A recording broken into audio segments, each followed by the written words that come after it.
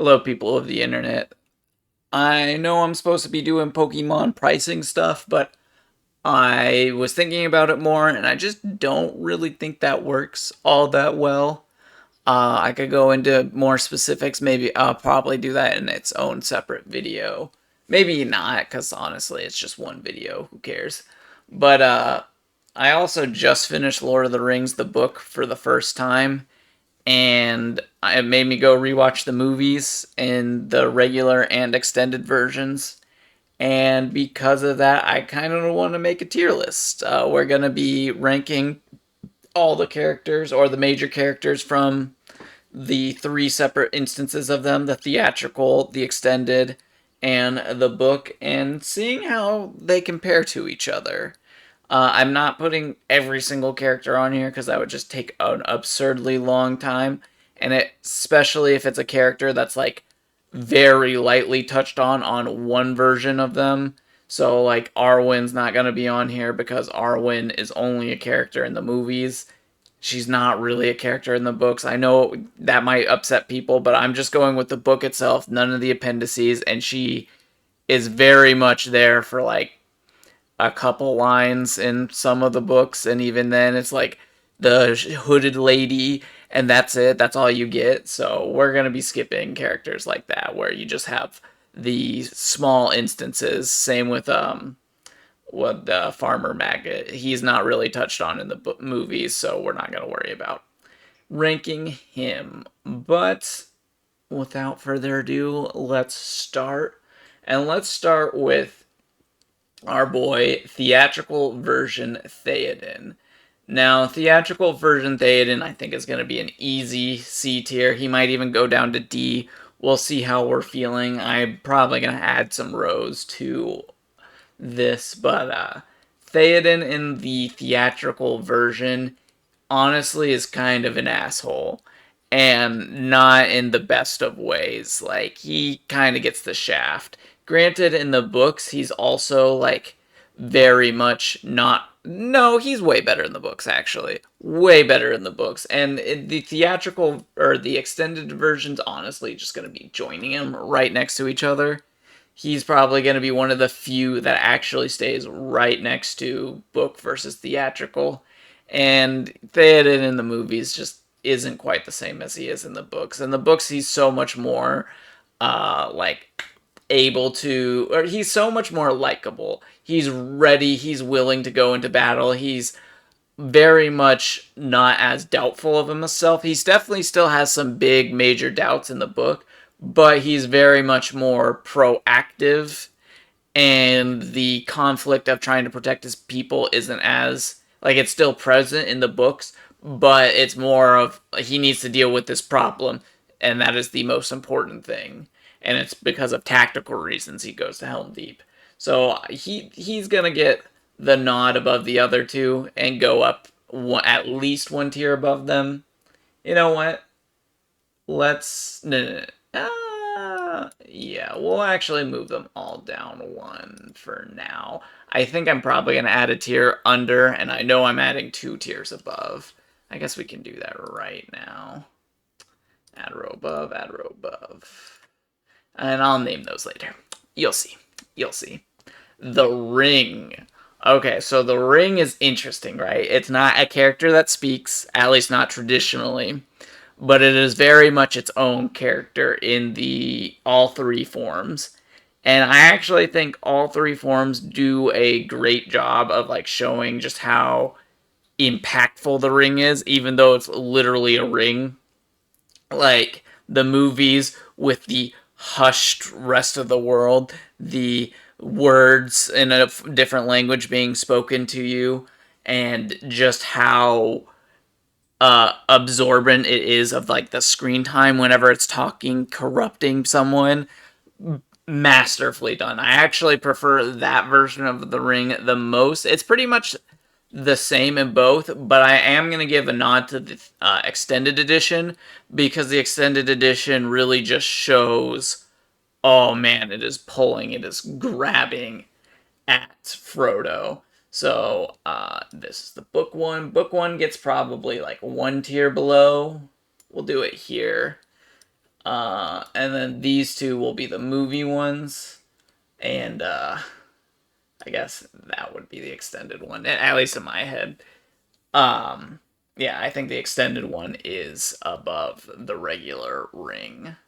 All right, we got Saruman or Sharky if you're going with the books, kind of. Um, Saruman's interesting, right? Like in the first two movies, or books, you don't really get to see him very much. Like you get to see a tiny, tiny bit of him, and he seems like weak and feeble. And I know that's kind of like the point, but he's not as imposing, it feels like, in the book as opposed to the movies, because you get significantly more screen time with him. You get to see his like lack of empathy. You get to see his complete corruption. But here's the other thing that's like weird about that. It's way more obvious in the book that Saruman is kind of working for himself. And I kind of do appreciate that. But I think I think I actually would put book Saruman above movie Saruman, because the Sharky stuff, like the Battle of Hobbiton and stuff like that, I actually really like that. We'll put that in A tier. Also, he's like a major dig. We'll put these two in B and C. So this one's going to be the extended edition, the one in B tier, because I do think it's important that we get to see his end and his demise, and it was always such a weird cut that you don't actually get to see his demise. And we're going to put him above Theoden in general, I think. Yeah, we'll put him above Theoden. We'll get to you later. Pippin. Alright, Pippin. What do I think about Pippin? So Pippin's interesting. Pippin's very different between all three forms. Like, yes, he's dopey a little bit in all of them. He's definitely a curious hobbit, but he's pretty smart too. I think they play it up probably the most in the books. In the movies, Pippin's kind of as dumb as a rock. But in the books, he's very much one of the smarter characters. I feel like he's just, the curiosity gets the best of him. And I think we'll put him with the rings for the book version. The theatrical, where would I put the theatrical? I'd probably put theatrical here, but extended would be above Saruman. Yeah, something like that, something like that. Merry, okay. Merry, way, way better in the books. Merry is, actually, we're going to need another tier here. Yeah. Alright, so Merry in the books, awesome. Like, probably my second favorite Hobbit. If you could probably guess who my favorite Hobbit is, as I'm... You know what? Let's just do this once and for all. This is the Sam tier. And this is Sam 2 tier. And it's going to be like, yeah, like this. So I know I was supposed to talk about Mary, but Sam real quick.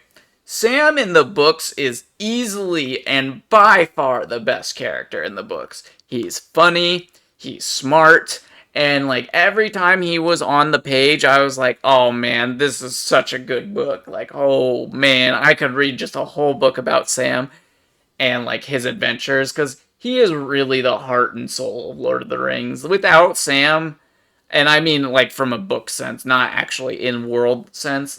Don't get me wrong, he does a lot of work in the book or in world, but in book sense, like you can't have Lord of the Rings without Sam. Like he is fundamentally integral to the books. Like and the movie, to be honest.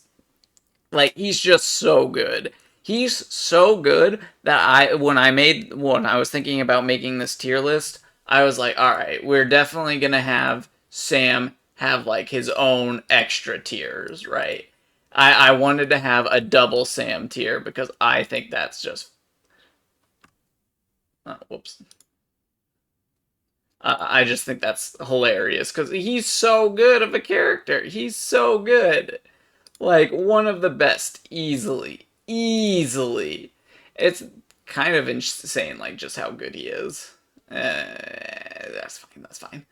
Like, as someone who just recently read these, and like I always thought Frodo was awesome when I was a little kid, but like as you get older and older, you just appreciate Sam more and more for like all the hard work, his optimism, and all that good stuff. Sam, easy double S tier, double S, single S, and S plus. Like, best character. All right, back to Mary. Back to Mary. Sorry, Mary. Theatrical and extended edition Mary. So this is going to be theatrical or extended edition. Extended edition's pretty good. I'll probably put it above book Mary. And we'll probably put theatrical down here. I like the Treebeard scenes with Mary quite a bit, and I like how intelligent Mary is in the books, or in the theatrical, in the books too. But Mary is very much uh, out of the non-Mordor faring hobbits. He's easily my favorite of the four that we, or of the two that we get. Like, definitely better than Pippin. It helps a lot that I like the portions with Mary quite a bit, because we'll get to her in a bit. But Eowyn, I really enjoyed in the book and the extended edition. But we'll get there. Legolas. Okay, so this might be very divisive for those who have just seen the movies, but Legolas is probably going to go down here in both his iterations. Because, man, oh man, he is practically non-existent in the third movie. Like, sure, he has a couple lines, but he's pretty much not there. Uh, in addition to that, him and Gimli kind of get the shaft in the movies in general, in that a lot of their interactions and screen time is cut out. Um, I get it. It's movie. You only have a certain amount of time, and those movies are absurdly long in the first place. But they cut out a lot of the Gimli Legolas stuff, and I really like the Legolas Gimli stuff, and that's why Legolas is going up here. Yeah, up here. Because it's easily the best part of the second book for the hunters side of it. So if you don't know, the first half of Two Towers is the hunters, so Aragorn, Legolas, and Gimli. And Aragorn is, we'll get to Aragorn when we get to him, but Legolas and Gimli is easily carrying that section of the book for me. And for that matter, Gimli is going to go up here, slightly above Legolas, because I find him a bit more humorous, and I love how infatuated with Galadriel he becomes. Like, that to me is hilarious. And the fact that he has an argument with Eomer about who the prettiest in the land is, and he's like, alright, that's respectable. Like, that's so funny to me. And for that matter, I'm gonna put Gimli above Legolas here as well for both his iterations. Just like Legolas, he kind of gets the shaft. Not as bad, because they use him a lot for the comic relief. So because of that, a lot of his parts are kept in from the book. So he doesn't get shafted as much as Legolas. And in fact, because of that, I'm going to move him above Saruman. Yeah. Can I really remove the bros, though? Could put Legolas above, but no. Yeah, so we'll do it like that. I would put the extended edition of both of them actually lower, because I don't really think that the drinking scene adds a whole bunch in Two Towers. And I think that, honestly, that scene in general, I think could have been cut. But that's just me. Some people love it, some people are like me. Alright, Gandalf. Gandalf is interesting, because Gandalf is honestly very similar throughout the three, but I think I'm gonna have to give book Gandalf the nudge. I'm going to put all three in the same spot. Up here. Maybe down here. This tier's getting kind of crowded. Yeah, that's fine. That's fine. Um, we can do it like this, actually. Yeah, that looks good. Book Gandalf is my preferred Gandalf just because he's not as like omnipotent. It feels like in the movies, it feels like he knows literally everything. Like something happens, and like bam, I gotta go do this thing. And there's a couple scenes I know that are like not as much like that in the movies, but Gandalf seems like he knows very much. But in the books, he seems very much more um like he doesn't know everything. He has more doubts to himself, and I vastly prefer that version of Gandalf to the other ones. Or not, I guess not vastly. They're only like slightly separated, but they also gave a lot of screen time to Gandalf. Like they gave Gandalf the respect that he deserved, so he's done good. Galadriel. Okay, so Galadriel's an interesting one because you wouldn't think that she's like super super important if you just watched the theatrical version, which we're gonna put the theatrical version probably down here. Uh, yeah, down here because the theatrical version of Galadriel is kind of a non-factor and almost made her not on this list. But her book counterpart, as well as the extended edition, she's probably going to be the character that. No, she won't be the character that fluctuates the most. We'll do it like this. But Galadriel in the books is easily one of my favorite characters that in the book. But she is so influential in a lot of different ways. Like she influences Gimli, she helps Frodo, she gives all the people a gift. She's kind of like the advice giver, and she's kind of like a second Gandalf, but a Gandalf from afar, which is kind of awesome. I really wish that we got to see more of her extra stuff, but it's hard because you don't get to see a lot of the moves that she makes in general because she's constantly helping out the Fellowship with like sending reinforcements, like the Grey Company, as well as like having the foresight to know what needs to be given to which person. Like she's like the silently guiding hand, and when you're in Lothlorien, you get significantly more screen time with her. And I personally think she kind of got like she didn't get shafted in the books, but or in the movies, but I could have done with more. I could have seen more Galadriel, especially because the extended edition actually like shows all her interactions with Gimli and whatnot. Like, I really think it's a shame that that was cut. Frodo, the ring bearer. Okay, so Frodo's a weird one. He might be the first character that I prefer. I guess the ring, technically. I think I prefer the movie Frodo's better than the book Frodo. But it's really weird because Frodo's different in all three books. And it's hard to rank him because he goes through such a drastic change. Like, in the movies, he does also go through said change, but compared to the books, Frodo is literally three different characters in all of them. In the first one, he's the joyful hobbit, and he's like kind of excited to go on the adventure. In the second one, he's starting to like lose hope, despair a bit more, and Sam is kind of starting to take the leading role. And then by the third book, Sam is the protagonist. Frodo is pretty much his version of the ring, weirdly enough. Like he still talks and whatnot, but it's very much Sam running the show.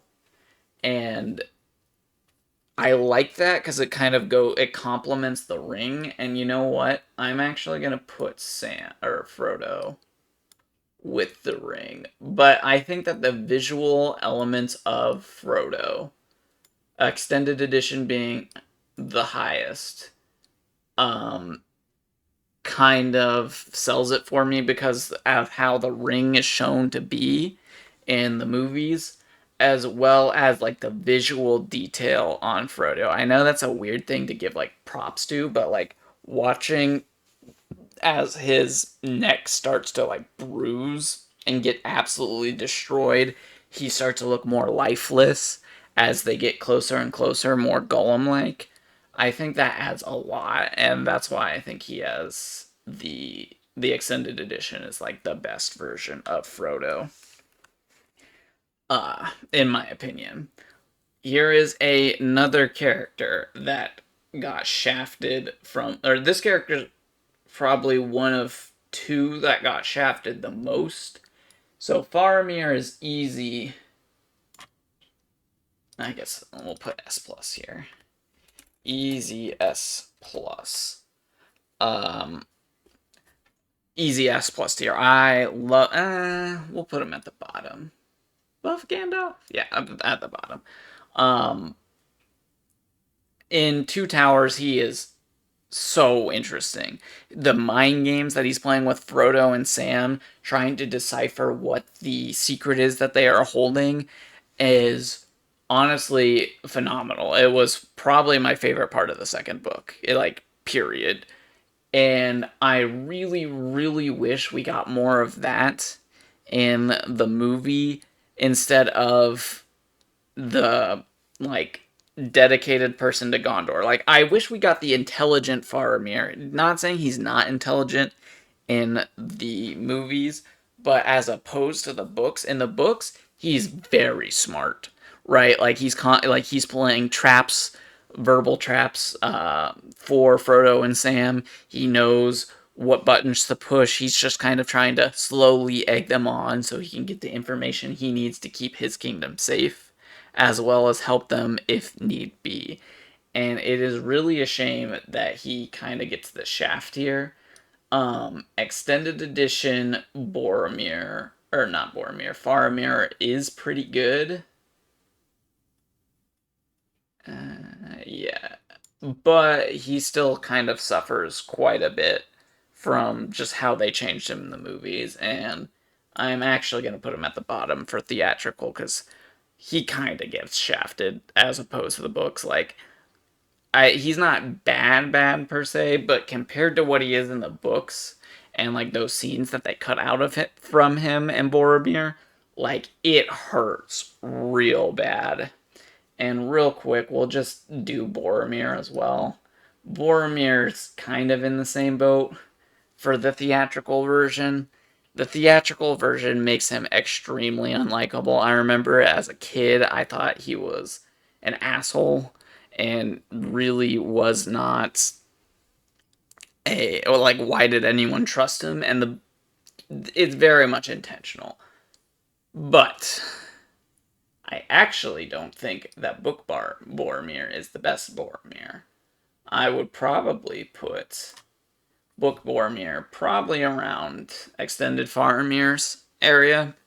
Um, he's very much more noble in the book. He still follows like he does in all three versions, and he's very much helpful.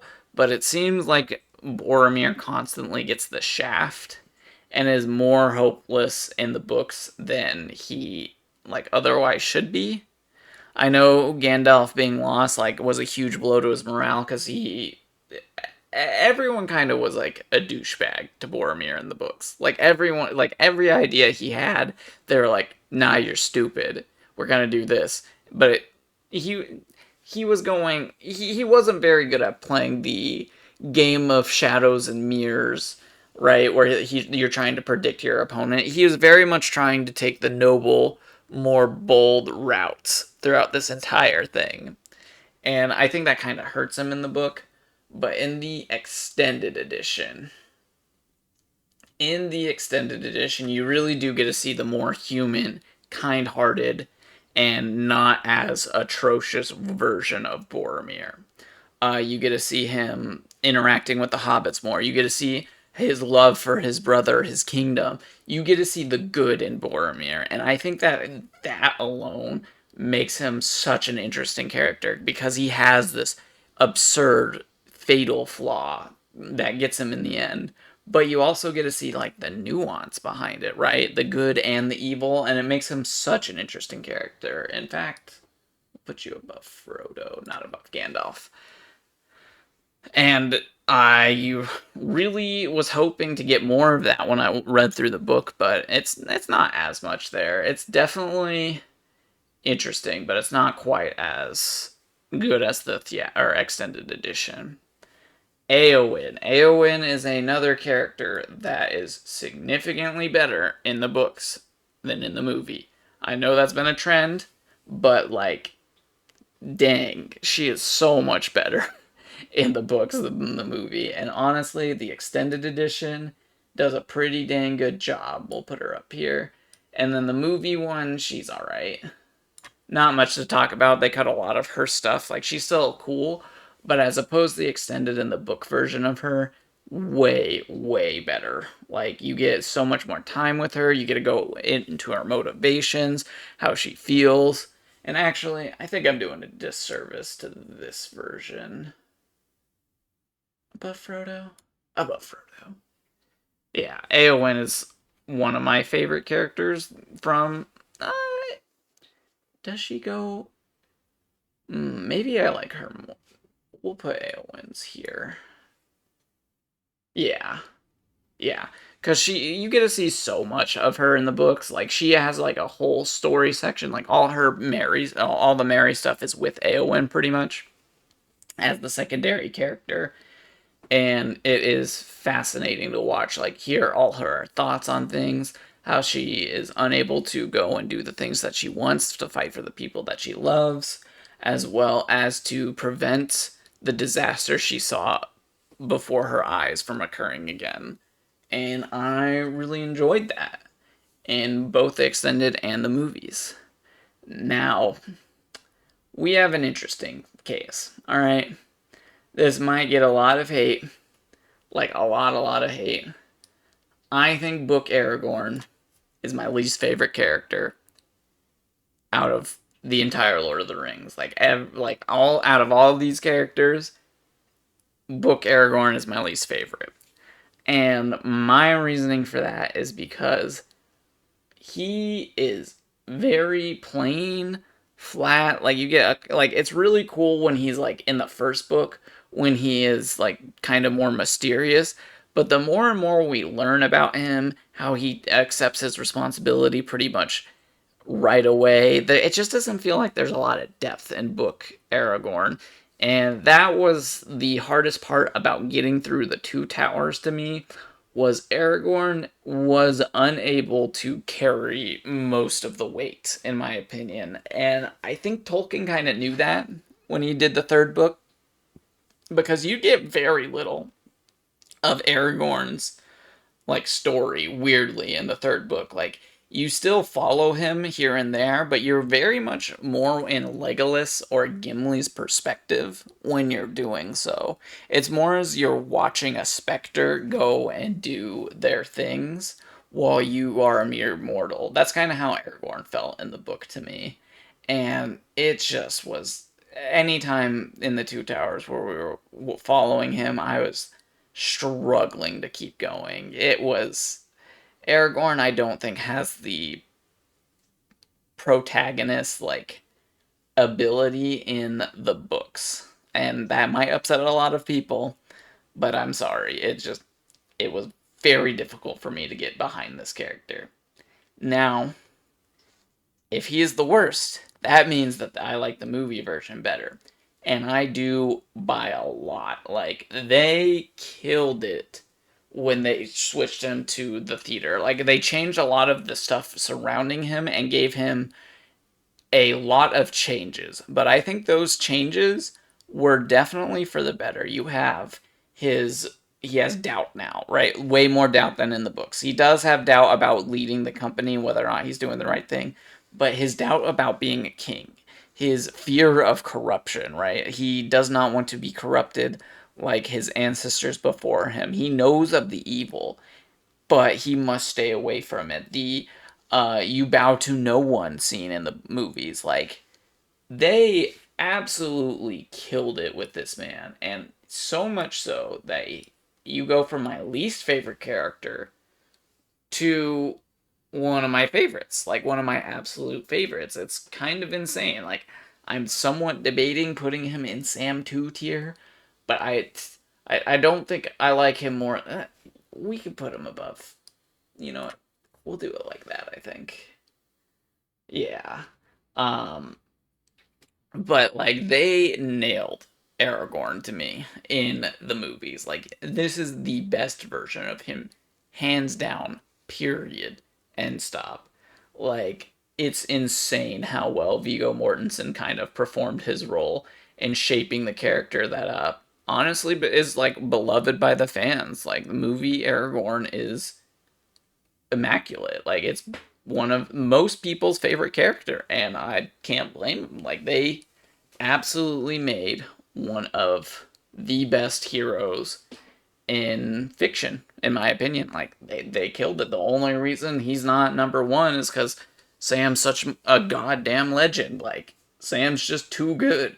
He's too good. His protagonist privilege is too much. But I hope you guys enjoyed this like rambly kind of off the cuff kind of video. Maybe I'll make more of these. Maybe I'll talk more about Lord of the Rings. But let me know what you would change and what you would do for a Lord of the Rings tier list. And I will see you in another video, maybe.